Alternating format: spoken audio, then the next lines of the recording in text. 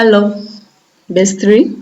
Yes, this is our lecture number 5, which is also the fifth topic, actually the sixth, which is agricultural cooperatives. A cooperative is an autonomous association or group of people that are united voluntarily to meet their common economic, social, and cultural goals through a jointly owned and democratically controlled business. So the definition is further explained in the different principles that do govern or that are followed in cooperatives. And one of them, like the definition said, that it is voluntary, members are united voluntarily.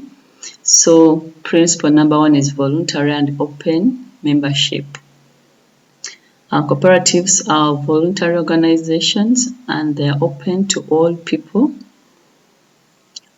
who want to use its services and willing to accept the responsibilities of membership without gender, social, racial, political, or religious discrimination. So the other principle is democratic member control. So here, one man, one vote. So cooperatives are democratically controlled by members who actively participate in setting the policies and also in making decisions. So men and women serving as elected representatives are accountable to the membership. In primary cooperatives, members have equal voting rights. So like I mentioned, it is a one man, one vote. And the other principle is member economic participation. So members contribute equitably to and democratically control the capital of the cooperative. So they usually receive limited compensation and if any, on capital subscribed as a condition of membership. So if someone puts in more capital, then they should also be expected to earn a little bit more than people who put in less, so that there should be equitability when sharing resources or economic benefits. Then autonomy and independence. So cooperatives should be autonomous and so self-help organizations controlled by their members. So if they enter into agreements with other organizations or to raise capital from external sources, they do so on terms that ensure democratic control by their own members and maintain cooperative autonomy. So that external people, whether they are giving you donations, loans, or any form of assistance, they shouldn't intervene with the way the cooperative is running. So the cooperatives should always be managed or controlled by its members. There shouldn't be any dependency or influence by external forces. Then education, training, and information. So it is an obligation of cooperatives to always provide education and training for its members. Then we have cooperation among cooperatives. Cooperatives serve their members most effectively and strengthen the cooperative movement by working together through local, national, regional, and international structures. So cooperatives should always work hand in hand with other cooperatives, whether it's on the local, national, or international level. And then the last one is concern for community. So our cooperative should always work for sustainability or for sustainable development of the communities that they are operating in. Then the institutional structure of cooperatives in Uganda. The first one is the primary cooperative society, and this is always at the This is always at the lowest level, and it comprises of at least 30 people, and this is in line or under the Cooperative Societies Act, Caption 112, which states that no society shall be registered unless it consists of at least 30 people who are 18 years and above. Then the next level of a cooperative, so after that primary cooperative society, we have the secondary cooperative society, which is also known as the union or area cooperative enterprise. So this is formed of at least 2 or more primary cooperatives. So a primary cooperative is formed of a group of at least 30 people, obviously with common interests. And then the secondary, this is where 2 or more primary cooperatives come together. So we have examples here, the Masaka Cooperative Union and then the Bugisu Cooperative Union. Then after that, we have the tertiary cooperative society, which is formed by unions, all area cooperative enterprises. And the aim is to offer specialized services. So for example, we have in the Western, we have cooperatives that deal in milk. So a tertiary cooperative is that comes out specifically to offer a particular service to the secondary and primary cooperatives. And then lastly, we have the Apex in Uganda, which is the Uganda Cooperative Alliance. So this one looks at helping the tertiary, secondary, and primary cooperatives by facilitating the supply of goods and services, banking, insurance, partnerships between the cooperatives within the country and the global partners.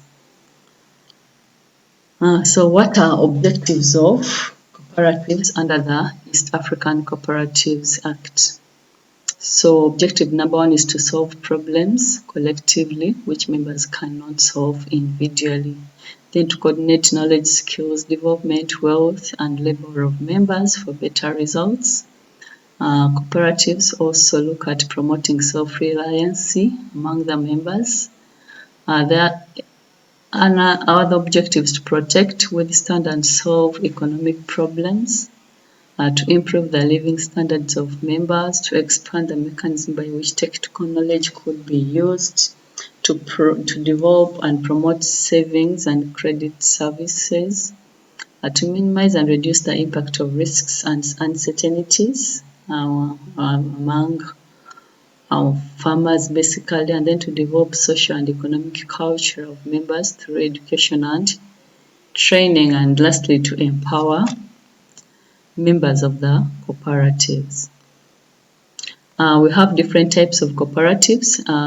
Type number 1 are the consumer cooperatives, and their deliverable to the members is collective purchasing, where they buy in bulk and probably sell to the members of the cooperative at a lower prices in smaller units. So an example of that is the Kampala Club.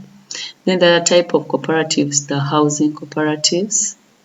So here, still the cooperative might rent a building with many rooms and then give out the different rooms to the members at probably lower rent rates. Then we have the social service cooperatives, which are customized to providing social services, for example, looking for jobs for the members. Then we have the business service cooperatives, which might look at giving loans to the members at low interest rates, giving discounted prices, and so on. Then we have producer cooperatives, that may be procuring inputs or capital or equipment that requires huge amounts of capital, and then they rent or allow members to hire them. Then we have the workers' cooperatives.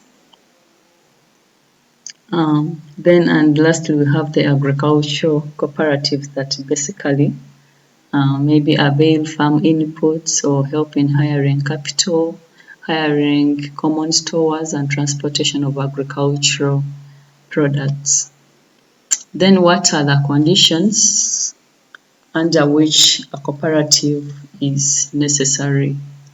So a cooperative is necessary if the existing problem cannot be shared by one individual. So a group of motivated people who share the common problems join together to collectively solve that problem. Then the other condition is if there is no alternative to a cooperative. And then if the advantage of being a member to a cooperative outweighs the duties of an individual member. Then the other condition is if at least one person among the group has leadership ability. So if you're deciding to join as a group, one of you should be able to lead and drive the other members in the right direction. Then there are also no legal or political restrictions on groups being able to elect their own leaders. So there should be democracy and autonomy. So we are going to look at the cooperative statute, which is basically the detailed rules and regulations on how a cooperative should be governed and managed. So among the contents of a cooperative statute, we have the name and location of a cooperative. So a cooperative should be recognized by its name. The economic function should be evident in its name. So, and this is always the major aim of the cooperative. Is it looking at marketing? Is it looking at purchasing? Is it looking at production? Is it multi-purpose? And so on. So what the cooperative intends to do should be reflected in its name. And then in its name and location, for example, you've heard of the Bogisu Cooperative Company. So then the other component is the objective. So as we've discussed that a cooperative is a group of people that have a common goal or common interest. So this is always the problem which the members of the cooperative are facing. So this should also be very clear, and solutions on how to overcome this problem should also be clearly detailed down in the statute. Then the other component is membership. So cooperatives are as strong as their members, because remember, it is the members that do manage the cooperative. So these individual members should be aware of their roles and also understand the rules governing the operations of the cooperative. Then we also have the organs of the cooperative. Number one, the general meeting of members, or the GM. We've heard of the GM, and it is the supreme organ of the cooperative. So then the other subsection of the organs, we have the management board, and this is responsible for running the cooperative. It should consist of at least 2 members who can be asked to act on behalf of the cooperative. And then lastly, we have the control board, who are not basically members of the managing board, but then they oversee or they control the managing board. And the control board should at least consist of 3 members elected by the general meeting. So then we have equity, capital, and joint liability. So ownership capital must be determined in the statutes, and the amount of business share must be calculated to guarantee smooth running of the cooperative. And it must be written into the statutes that equity capital can be paid in installment rather than all at one time. Then we have the proceedings and regulations. So cooperatives must contain general regulations for the functioning of the cooperative. As we know, for any organization or group of people to work smoothly, there should be regulations or policies that do govern, and this should be clearly mentioned to all members of the cooperative. So what is the role of cooperatives in agricultural development? So number one, they purchase and distribute agricultural production inputs such as fertilizers, improved seed, pesticide, and so on. Then they also help in purchasing. So this is when we have a cooperative that is in charge of helping its members with farm inputs. Then we also have cooperatives that help purchase members' produce and probably look for market for them. Then some cooperatives do assemble and transport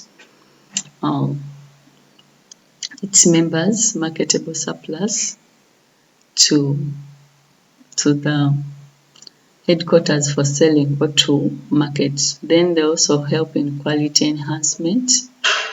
Cooperatives also help in storage or storing a farmer's produce and then sell it when the prices are a bit high. Then they also help in bulk marketing, which raises a higher bargaining power for higher prices. Then some cooperatives also undertake processing of the produce, which helps in value addition. Then some cooperatives advance credit to its members. Some do training and capacity building of its members, and also cooperatives act as procurement agents to the government. Thank you so much. Please stay safe and be blessed.